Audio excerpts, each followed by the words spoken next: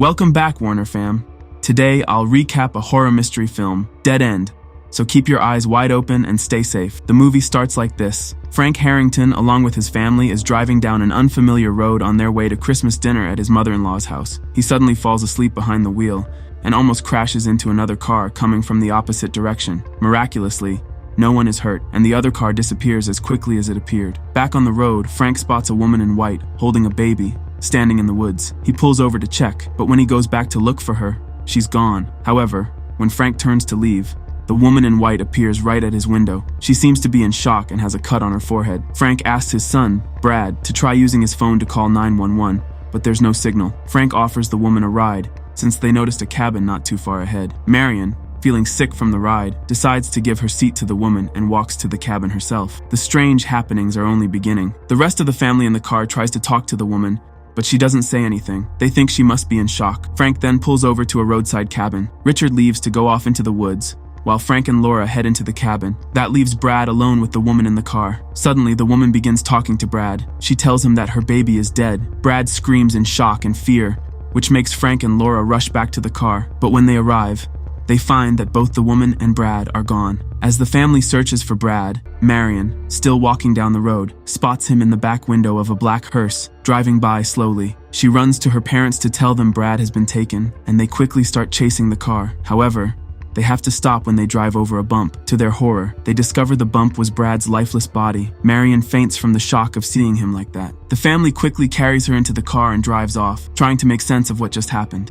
Laura notices that her watch has stopped at 7:30 p.m. and soon realizes that all the clocks around them are also frozen at that exact time. Richard jokingly suggests that maybe aliens are involved, but his family laughs it off. As they continue driving, they suddenly spot a black baby carriage in the middle of the road, so they stop. Richard gets out to check it out and decides to play a prank on his parents by looking inside and pretending something in the carriage is attacking him. Frank and Laura begin arguing, and Richard tries to talk to Marion, but she's too shocked to respond. Richard then notices that the baby carriage is back in the road. He tells his parents, but they think he's just joking again. Frank moves the carriage aside and starts driving again. As he and Laura continue their argument, Marion suddenly announces that she's pregnant. This shocks everyone, but then Richard admits that he's been using drugs. Later, when they stop again, Richard goes into the forest to smoke and runs into the woman in white. They begin kissing, but suddenly she rips off Richard's lower lip. In a strange twist, Richard says he loves her, and the woman in white lets her dress slip off, revealing herself completely nude. Richard is left in shock and horror by what he sees. While fixing the car,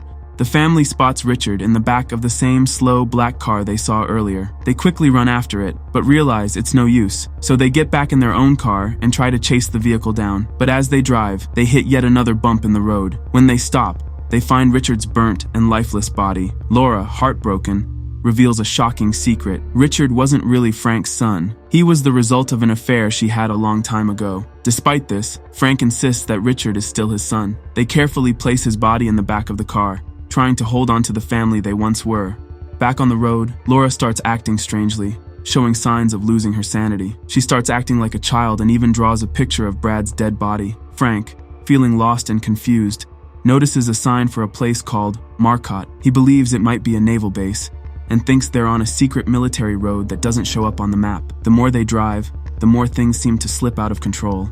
While Laura is sleeping in the car, Frank starts talking to Marion about something that happened when he was a kid. He tells her a creepy story about a family who picked up a little girl with a school book by the side of the road. As they drove, they suddenly heard a loud scream from the back of the car. When they looked, the girl was gone, and all that was left was her school book. The strange part was that the book had the last name, Rose, on it. Frank explains that the Rose family had all died in a car crash years before. Frank feels like this story might have something to do with what they're going through, but Marion isn't convinced. She brushes it off, calling it just another piece of folklore. When Laura wakes up, she feels sick and needs to throw up, so they stop the car again. While she's feeling out of it, she notices a gun in the car, which was meant to be a Christmas gift for her gun-obsessed brother. In her confused, childlike state, she thinks the gun is just a toy and starts threatening Frank and Marion with it. Frank, trying to snap her out of it, tells her that Richard is dead and she needs to accept what's really happening. This makes Laura angry, and she shoots him in the leg. Marion helps clean the wound, and they continue on their way with Marion now driving. As they drive,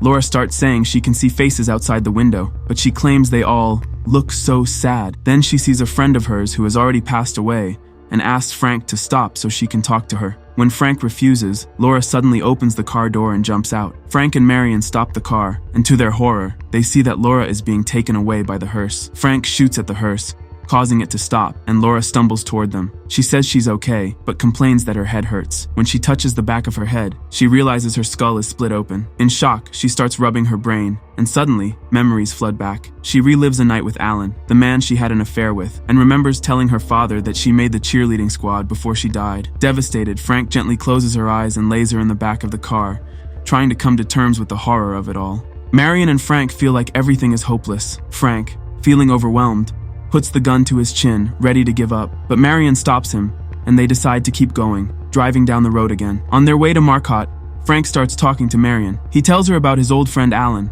who was from Detroit. Frank explains that Alan had come to him for advice about a married woman he was having an affair with. Alan was unsure if he should keep seeing her or not, and Frank told him to go for it, reminding him that life is short and you only live once. The last time Frank saw Alan, he told him that the married woman, who was Laura, wanted to end the affair because she now had a little girl, Marion. Frank grabs a bottle of whiskey, another Christmas present for the family, and starts drinking. Marion gets angry, seeing him drink so much, and throws the bottle out of the car window. Tired of driving down the endless road, Frank decides they need to try something different. He says they should escape through the woods because it's the only option left. However, after driving through the woods, they end up right back at the car. It's like they've gone in a big circle. Frustrated, they start driving again, and Frank begins making a list in his head of things he wants to do when all this is over. He doesn't show the list to Marion, keeping it to himself. Eventually, they have to stop again. Frank realizes the road is looping and they're back at the cabin they saw earlier. Frustrated and convinced that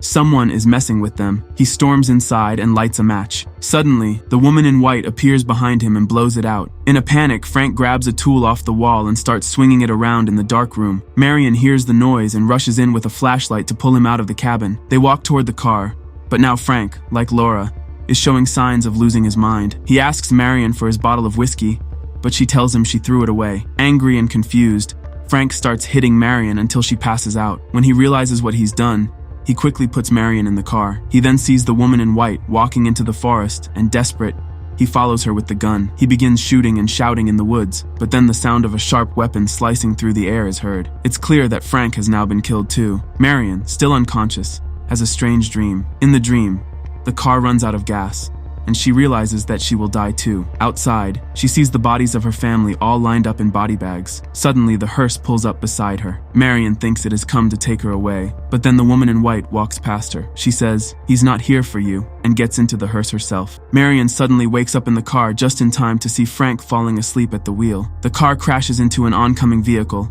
driven by the woman in white, who has her baby daughter with her. The crash kills everyone in both cars, except for Marion. Then, Marion wakes up in a hospital bed. A female doctor is standing beside her, and her name tag says, Dr. Marcotte. A charming man dressed in black is at the hospital. He says he's the one who found Marion and called in the accident. Dr. Marcotte tells him that everyone in the crash died, except for Marion. The man and the doctor walk to the parking lot, heading toward their cars. When the doctor's car won't start, the man offers her a ride in his own car, a black hearse. The doctor is impressed by the vintage car, and the man tells her he is a collector. After the credits, there's an extra scene. Two road sweepers are cleaning up after the violent car crash. One of them finds a piece of paper and reads it aloud. It's Frank's note, which says, 1. Buy an Atari. 2. Be the coolest grandfather ever. This clears up the idea that it was all just a dream. However, the road sweeper throws the note in with the rest of the garbage. So, which awesome movie should we recap next? Drop your suggestions in the comments below, and let's make it happen. Don't forget to smash that subscribe button so you never miss out on our movie recaps. We've got plenty more coming your way. Thanks for watching, and see you next time. Produced by Warner Movie Recaps.